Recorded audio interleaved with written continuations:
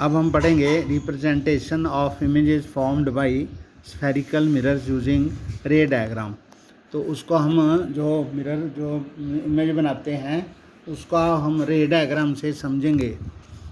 तो we can also study the formation of images by spherical mirrors by drawing ray diagrams. Consider an extended object, एक extended object है of finite size है, placed in front of a spherical mirror. तो each small portion of the extended object acts like a point source. तो उस object का जो हर एक बिंदु है वो एक पॉइंट सोर्स जैसा है। An infinite number of rays originate from each of these points. तो ऑब्जेक्ट्स में से जो वो लाइट रिफ्लेक्ट करेगा तो वहाँ से हर पॉइंट से लाइट निकलेगी तो वो रेज के रूप में आएगी। तो हर पॉइंट से लाइट की रेज निकलेंगी।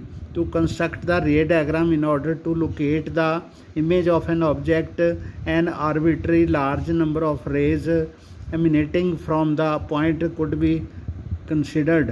बहुत सारी रेज ऑब्जेक्ट से आती हुई दिखेंगी, मिरर को जाएंगी।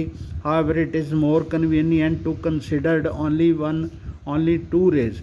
परंतु हम क्या करते हैं, ऑब्जेक्ट से, वस्तु से सिर्फ दो किरणें दिखाते हैं, टू रेज दिखाते हैं। For the sake of clarity of the ray diagram these rays are so chosen that it is easy to know their direction. तो उनकी यानी ऐसी रेज चुनी जाती हैं जिनसे उनकी दिशा का पता हो आफ्टर रिफ्लेक्शन, और रिफ्लेक्शन के बाद वो कहाँ जाएंगी, फ्रॉम द मिरर। जैसे यहाँ पर एक ये वाली रे है, ये रे मिरर से टकराती है और ये प्रिंसिपल फोकस जो है यहाँ से गुजरती है और इसका जो मिड पॉइंट से ये एक डॉटेड लाइन है सी पे गुजरती है। तो angle i is equal to angle r है, यानी कि जे इंसिडेंट रे है तो जे एंगल ऑफ इंसिडेंट है, जे एंगल ऑफ रिफ्लेक्शन है। तो रिफ्लेक्टेड रे के साथ नॉर्मल का जो एंगल बनता है वो एंगल ऑफ रिफ्लेक्शन है, और इंसिडेंट रे से जो नॉर्मल के साथ जो एंगल बनता है वो एंगल ऑफ इंसिडेंस है। तो ये रे डायग्राम है, एक सिंगल रे जो आ रही है ऑब्जेक्ट से आ रही है वो मिरर से टकराएगी और रिफ्लेक्शन होके एफ में से होके गुजर जाएगी। और ये कनकेव मिरर की है और ये कन्वेक्स मिरर की है। ये कन्वेक्स मिरर में लाइन आएगी तो ये रिफ्लेक्ट बैक होकर इधर को चली जाएगी और ये यहाँ पर एफ से गुजरती हुई प्रतीत होगी। तो इसका सेंटर लाइन इधर सी से गुजरेगा।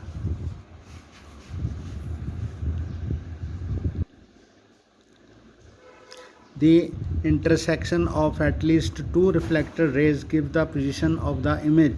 तो ये जो रे डायग्राम है इसमें जो दो रेज हम सेलेक्ट करते हैं वो जहाँ जाके इंटरसेक्ट करती हैं उस पॉइंट को, इंटरसेक्शन को हम इमेज की पोजीशन मानते हैं of the point object. Any two of the following raise can be considered for locating the image. A ray parallel to the principal axis after reflection will pass through the principal focus। तो ये parallel रे जो object से आ रही है ये reflection के बाद ये फोकस से, प्रिंसिपल फोकस से होकर गुजरेगी। तो mirror appear to diverge from the principal focus in case of convex mirror. तो ये कन्वेक्स मिरर में इससे पीछे को डाइवर्ज होती हुई प्रिंसिपल फोकस में से जाती हुई दिखी जाएगी। तो ये दोनों इमेजेस में ये दिखाया गया है। A ray passing through the principal axis of the concave mirror or a ray which is directed towards the principal focus of the convex mirror after reflection will emerge parallel to the principal axis।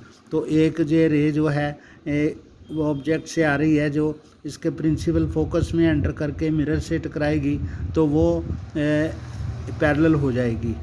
तो इसमें concave mirror में ये parallel हो जाएगी और यहाँ पर ये पैरेलल ये ऐसे आई और ये इधर को पैरेलल हो गई और इधर ये वाली लाइन है इसमें एफ में से जाती हुई प्रतीत होती है।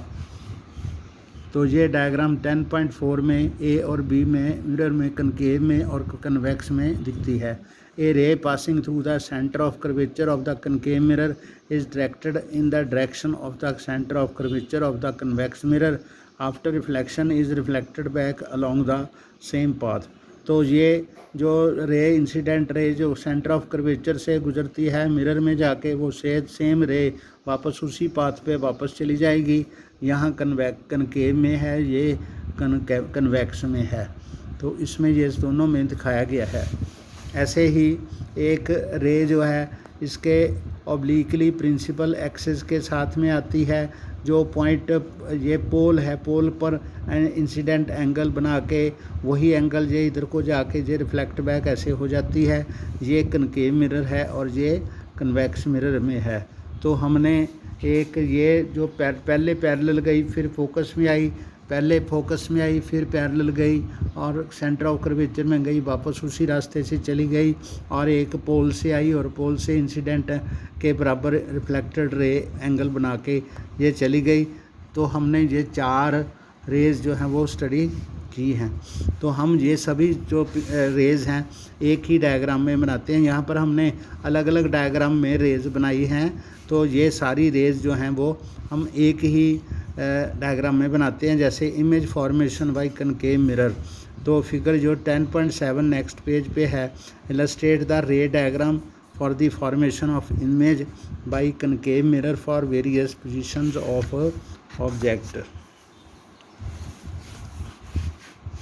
यहाँ पर ये देखिए, ये एक ऑब्जेक्ट है जो एट इन्फिनिटी पड़ी है। इन्फिनिटी का मतलब ये बहुत दूर है, मिरर से बहुत दूर है। वहाँ से उस पर सन की लाइट पड़ती है तो वो रेज जो है ऑब्जेक्ट से रिफ्लेक्ट बैक होके पैरेलल टू प्रिंसिपल एक्सिस आके मिरर पे मिलती हैं, मिरर पे रिफ्लेक्ट होती हैं। तो वो सभी जो रेज हैं प्रिंसिपल फोकस पे इकट्ठी हो जाती हैं। यहाँ पर सिर्फ 2 पैरेलल रेज दिखाई हैं, तो यहाँ पर असंख्य पैरेलल रेज होंगी जो इसके हर एक इग्नाइट बिंदु से आएंगी, और वो पैरेलल रेज जो होंगी मिरर से टकराने के बाद वो प्रिंसिपल फोकस पे फोकस हो जाएंगी। तो इसकी एक वास्तविक यानी रियल इन्वर्टेड और बहुत छोटी सी इमेज इस प्रिंसिपल फोकस पे बनेगी। यहाँ पर जो रेज इकट्ठा हो रही हैं वहाँ पर इसकी इमेज जो है वो बनेगी। तो उसके बाद हम वस्तु जो है उसकी पोजीशन को चेंज करते हैं। तो ये इन्फिनिटी पे था तो उसको हम उसके सेंटर ऑफ कर्वेचर से थोड़ा सा साथ में ले आए। इसको कहते हैं beyond the centre of curvature. यहाँ पर पॉइंट है ए बी, एक ऑब्जेक्ट है, इससे एक इंसिडेंट रे जो पैरेलल आ रही है, इसके प्रिंसिपल एक्सिस के पैरेलल आ रही है। तो वो यहाँ से मिरर से रिफ्लेक्ट होकर प्रिंसिपल फोकस से निकल के जा रही है, एक सेंटर ऑफ कर्वेचर में आ रही है और मिरर से टकरा के उसी रास्ते से वापस आ रही है। तो ये जो ए डैश बी डैश है, ये इस ऑब्जेक्ट का यहाँ पर ये दोनों रेज जो हैं, एक रे यहाँ पर है, एक रे यहाँ पर जाना, जहाँ दोनों रेज इंटरसेक्ट हो रही हैं वहाँ पर एक इन्वर्टेड रियल और स्मॉल इमेज बन रही है। ये इमेज जो है इसको हम स्क्रीन पे उठा सकते हैं, स्क्रीन पे देख सकते हैं। तो ये रियल इमेज है। ये सेकंड पोजीशन थी when the object was beyond C. तो यहाँ पर थर्ड इसकी पोजीशन है when the object is at C. तो यहाँ से एक इसके प्रिंसिपल एक्सिस के समानांतर जो किरण है, रेज है, वो जाती है और प्रिंसिपल फोकस से होके आगे निकल जाती है, और एक जो है एफ से होके मिरर से टकरा के फिर वो पैरेलल हो जाती है। यहाँ पर ये दोनों मिलती हैं। तो जहाँ पर जो मिलती हैं वहीं पर इस ऑब्जेक्ट का, इस ए बी ऑब्जेक्ट का ए डैश बी डैश यहाँ पर इसकी इमेज बनती है, जिसका साइज़ जो है इस ऑब्जेक्ट के साइज़ के बराबर है। तो इसका डिस्टेंस जो है वो भी पी से उतना ही है, जितना ऑब्जेक्ट है उतना ही इसकी इमेज का डिस्टेंस है। तो ये थी ऑब्जेक्ट की position when the object is at centre of curvature. उसके बाद हम इसको और आगे बढ़ाते हैं। तो ऑब्जेक्ट अब सेंटर ऑफ कर्वेचर और प्रिंसिपल फोकस के बीच में है। तो इसमें एक इंसिडेंट रे मिरर से जाके टकराई और प्रिंसिपल फोकस से निकल के चली गई, और एक सेंटर ऑफ कर्वेचर से जाएगी, उसी से वापस चली जाएगी।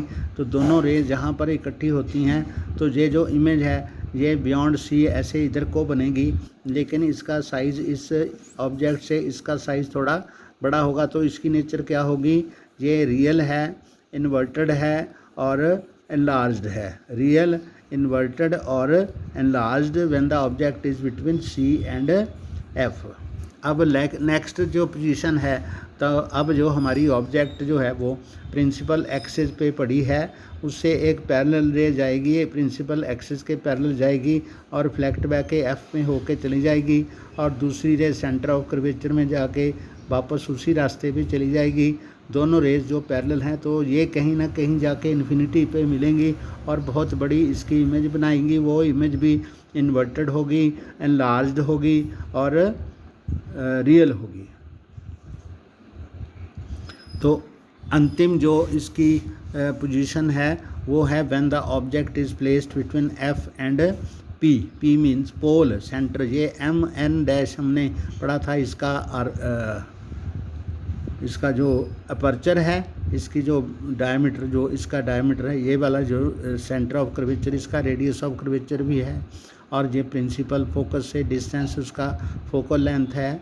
तो पी से इसका जो ऑब्जेक्ट है वो इसके पी और एफ के बीच में है, तो यहाँ से एक रे इसके पोल में जाएगी और यहाँ से I equal to R angle बना के इधर चली जाएगी और एक सी पे जाएगी।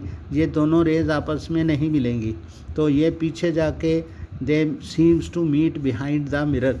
तो इसकी, इस ऑब्जेक्ट की यहाँ पर एक मिरर जो होगी, मिरर के अंदर जो इसकी पिक्चर बनेगी, तो ये रियल नहीं है। ये पिक्चर मिरर के अंदर दिखती है और ये रियल नहीं है, और इसका साइज़ जो होगा इस ऑब्जेक्ट के साइज़ से बड़ा होगा। इसका ऑब्जेक्ट के साइज़ से इमेज का साइज़ जो होगा वो बड़ा होगा। ये इसका जो नेचर है ये है वर्चुअल, मीन्स आभासी है, वैसे ही दिख रही है, मिरर के अंदर दिख रही है। It can not be obtained on the screen. तो ये आभासी है और एनलार्ज्ड है, और यानी वर्चुअल है, एनलार्ज्ड है, और ये बिहाइंड द मिरर बनेगी और सीधी बनेगी।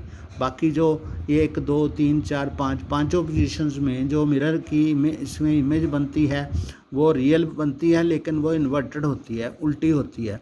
तो यही एक पोजीशन है जिसमें इमेज सीधी बनती है और बड़ी बनती है, और लेकिन ये वर्चुअल होती है। It can not be obtained on the screen.